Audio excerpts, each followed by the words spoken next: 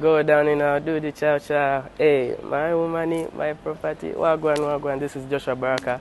Iranganze by Temuswaza Muganda wange. Fik Fameica on 26th January at Lugogo Cricket Oval. It's gonna be a great time. Come, let's stand up.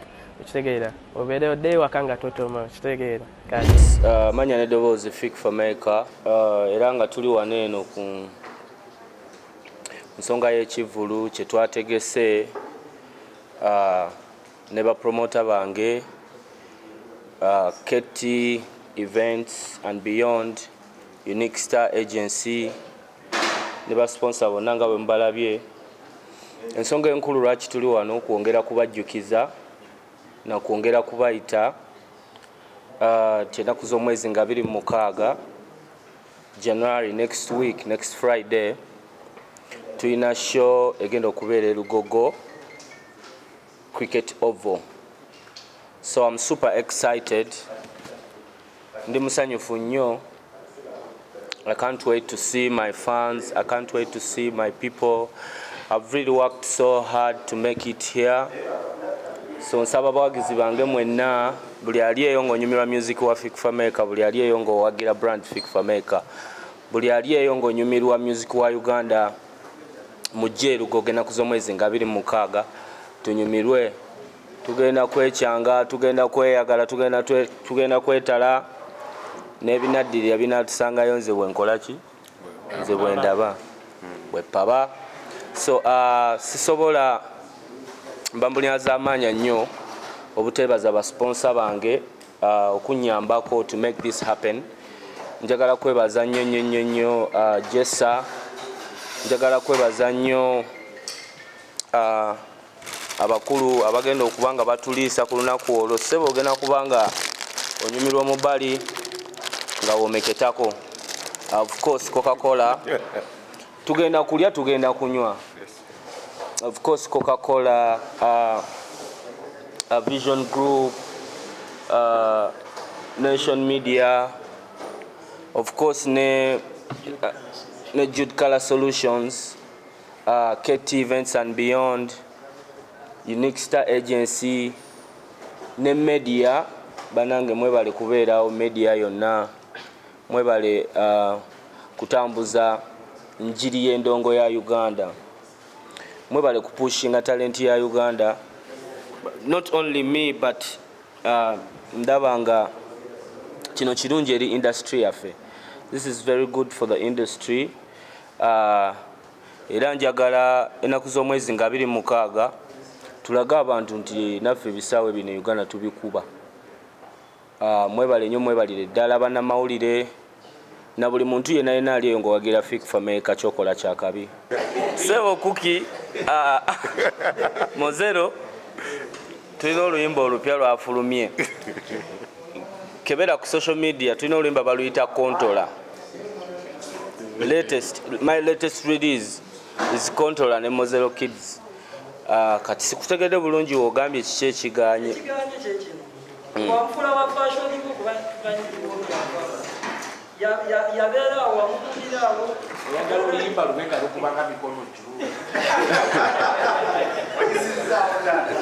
Nati kati olaba obuuza tetuli dduo nze naye nti tuli anti nkugambe tulina oluyimba olupya lwe twatadde baluyita Kontola ate si lumu.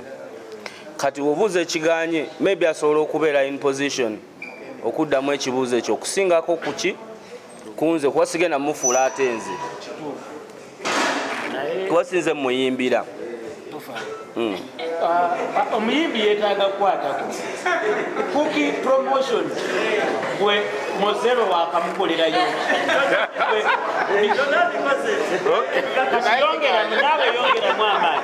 Thank you. Okay, aliko Kookie promotion kwanirizayo najjo sinzidde okubeera ng'oli lovely live. Nga womanyi ensonga we zitambulira ddala fe balina programu y'eggwanga era wano we tuli tetuli walala, tuli Lugogo. Amanya n'eddoboozi siba mulala, MC Kiyege gange ninga ngano okulemererwa wakinyonoona okusemba nkopa. Nsanyusa okulaba musiraamu. Salaamu alaikum. Wa alaikum salaam wa rahmatullahi wa barakatuh.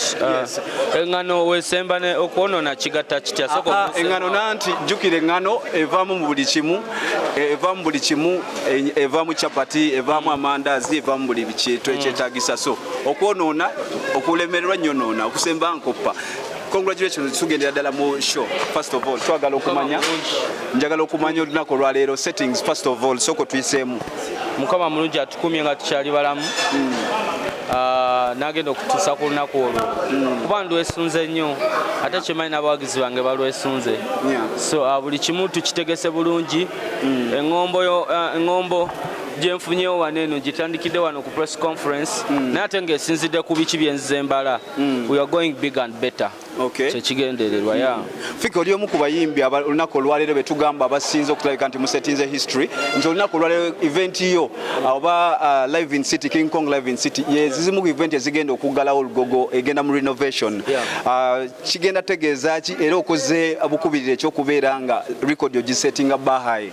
Ekintu ekyo bakiŋŋamba actually nayo yemu ku nsonga lwaki show yange nebaddewo mu January because namanya nti no after January there is not going to be Lugogo egenda kugenda mu renovation so neŋŋamba nina okubeera e Lugogo n'abawagizi bange balina okulabako ku show yange e Lugogo yeshe egenda okusembayo okubeerawo e Lugogo bagiggale egende mu renovation.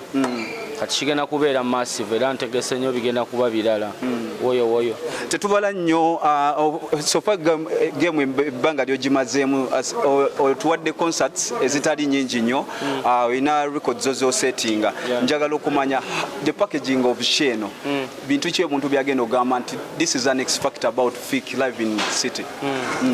Bigger and better. Big and better. Yeah.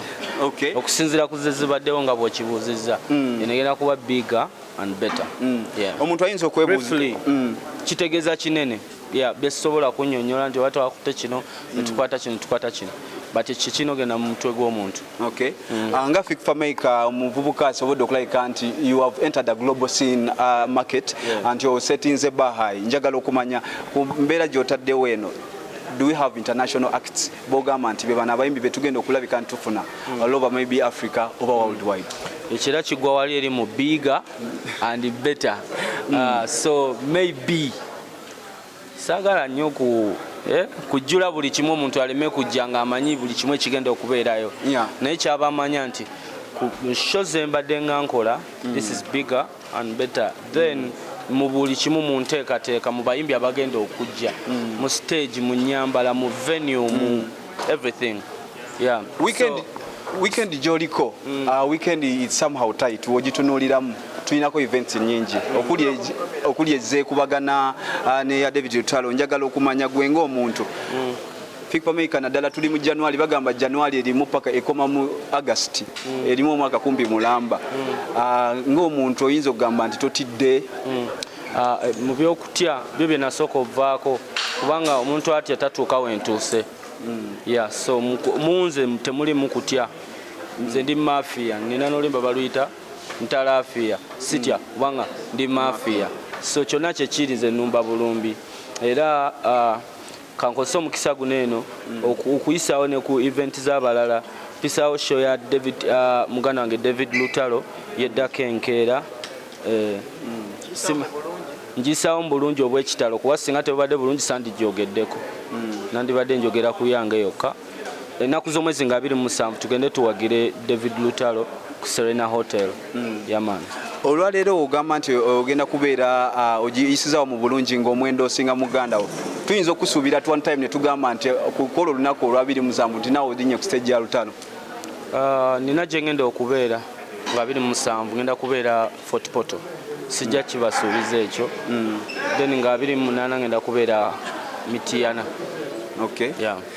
Gwe Fik Fameica ng'omuntu the brand you have built for over this time kimanyi nga record label jo spearheading abaana okoze otyo okulabika nti introducing abaana tulabe Nigeria abasajja bendoosinga abaana abavubuka banaba abato we know very well ina boteekako omukono naye essaawa zino sofa baana kibootaddewo oba boogamba nti these are the people boingamba nti be banno bentadde ku scene okusharinga platform. Nkyakola nnyo okutuuka ku level eyo naye nina muganda wange gwe nkola naye bamuyita mu Zero Kids.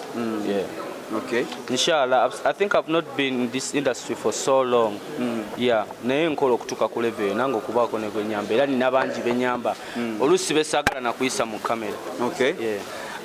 Okay, so Fik nga gwe gy'ova Kawempe ebintu bigize bigira nabaye bakutwala kanti ndigwa ku internet n'ogamba toli member wa parliament olunaku olwaleero Kawempe back ewaka ng'ewaka talent ze Kawempe etafaali okoze otya Fik Fameica kubanga bagamba mwe wanengule mwe abatwala ebitone by'e Uganda era ne Kawempe tujja okusokera ddala nze gyenva so already omuzannyo gwe Kawempe mangukoze ki mangutadde ku map inshallah we naba mfunye obusobozi era nja kubaako n'ekyenkola nsuubira nti siri musajja ali selfish siri musajja mubi naye nange nkyerwanako mwana tonaba bulungi. Yeah. Okay. So as far as the entertainment industry is concerned, olunaku olwaleero tulabe bagenda kubawa the home of arts Uganda. Twalabye nti ebiseera ebisinga olunaku olwaleero as jam session yayimiridde. Let's talk about the whole saga okubeera nga abayimbi olunaku olwaleero mugambibwanga bagenda n'okulabika nti waliwo ekigambibwa okuyimiriza ssente ze babadde bagenda okubawa mwenga abayimbi ebidiyo ze tuze twogerangako oluna buli enkya n'eggulu ebya ssente kansooke nze nwane ku byange ndi mu kwekolako nga nze ndi mu kunoonya ndi mu kukola kivulu nga nze ndi mukozi sigenda kutunulira ssente zonna zijja kumpeebwa buweebwa ndi mu kukola tujja tutandikirawo Okay, so ng'omusiraamu omwana omuyisiraamu olunaku olwaleero obusiraamu tubumanyi bulungi butukubiri ebiseera ebisinga bukontana n'endongo gwe ng'omuntu kusaidia abayisiraamu bannaffe obagamba kinga ogenda mu concert eno olunaku olwaleero kubanga bo bayinza ogiyita araamu nti omwana byakola tetubitegeera mbagamba nti ze sikontana na ndongo ze musiraamu akolagana n'endongo. Okay. Olunaku olwaleero bwetyo bwetwamudali ku Kookie Promotions to the world bwetyo bwetwamudde olunaku olwaleero Fik Fameica live in city ennaku z'omwezi zigenda kubeera nga 26 wetugenda okubeera nga twongera okulabika nti tunnyonnyoka olunaku olwo nga tusettinga history so tubakubiriza okulabika nti mwongera mu maaso okulabika nti subscribe n'okulabika nti mwongera okulaba enteekateeka ze tuyina nagambye programu y'eggwanga yonna ffe abagirina wano wokka ku Kookie Promotions tugamba subscribe and of course tujja kulabika tukutuusako each and every update wano wetusinziira ewaka e Uganda amanya n'eddoboozi siba mulala MC Chiyege gange ninga ngano okulemererwa nnyo nona okusema nkopa nkoze other than niko ku camera Kookie Promotions to the world for now mubeere bulungi mweraba.